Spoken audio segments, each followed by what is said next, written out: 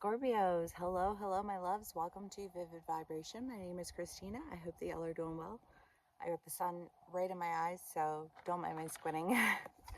We have the Apocalypse and the Starborn, the Sustainer and the Pilgrim, the Hunter, and the Comet. You know, Scorpios, I really do feel like starting with the Apocalypse and the Starborn, because I feel like with every new beginning comes some other beginning's end.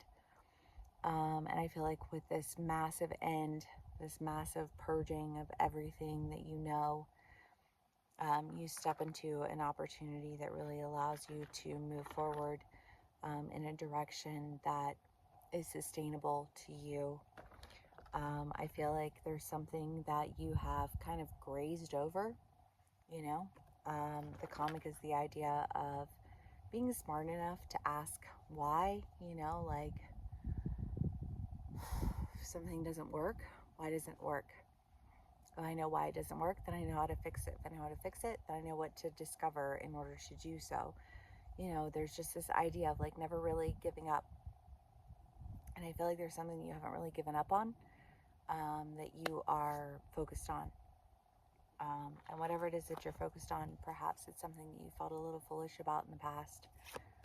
But I feel like whatever it is that you felt foolish about in the past, you don't feel so very foolish about it anymore, for whatever reason.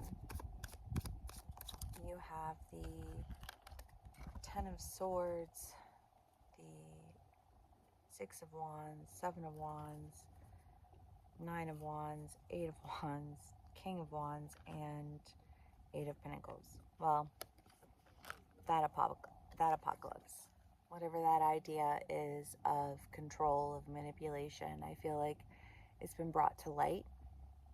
There's really no question about it, right? I mean, if you're, obviously you can be on either side of the story, so please do take what resonates, how it resonates, and leave the rest, because if you're dealing with somebody who's very manipulative, but you recognize that manipulation from the start, it's very hard to be manipulated, right? It's hard for people to play you when you are already a part of the game, when you're already aware of the fact that people will play you, right? I was having a conversation with somebody earlier today, and I was like, you know, it was about 10 years ago when I realized that the world was the kind of place that will play you 10 times to Tuesday. And if you let them, they will. And that was when I realized that I really needed to start trusting more in my intuition, trusting more in what, like, not so much in what was presenting itself to me, but like what was being read between the lines, because between the lines is where you get caught. If you're not aware of between the lines, then you're caught. But if you are aware, it's a little bit harder to catch you. You know what I mean? But I feel like that awareness really does cause this sense of cutting out the lies, doing away with the manipulation, so that you can take action towards seeing your way out.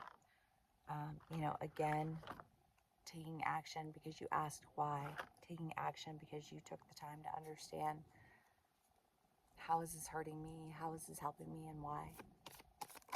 And how can I focus on what's helping me rather than what's hurting me, because obviously that's what we all want to do, right? We all want to understand how, so we can avoid the whys. Page of Swords, King of Cups. I mean, really and truly, this is the idea of like focusing on your gifts, focusing on your skills. If you want to do what's best for you, do what's best for you as an individual, and you'll step into what you love. I believe that wholeheartedly. Scorpios.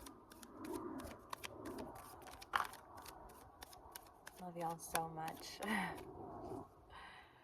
Scorps.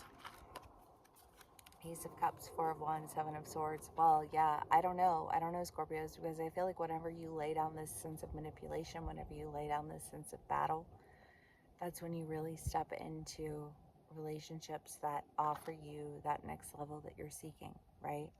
You want that next level, but if you're not willing to put in that next level, you don't get that next level.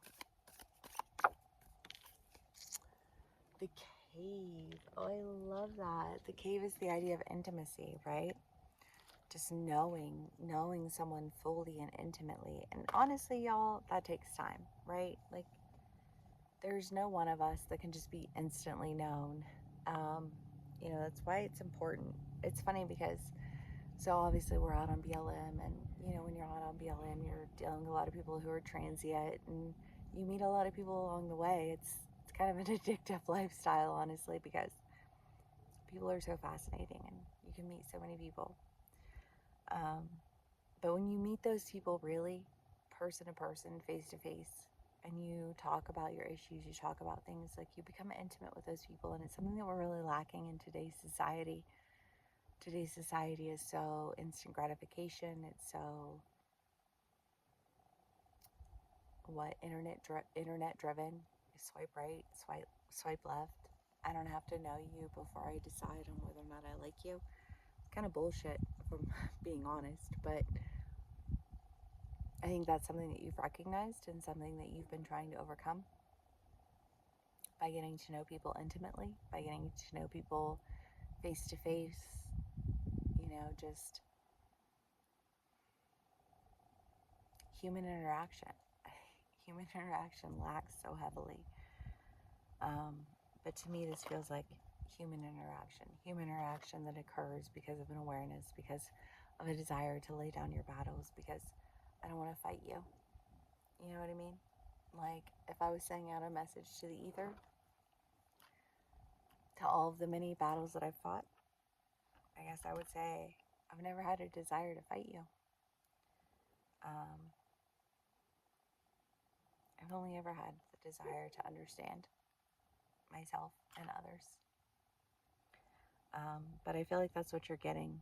You're getting it because all of those instances where people were unwilling to know you as an individual are coming to an end, because now you are stepping into a realm where people desire the opportunity to understand you as an individual.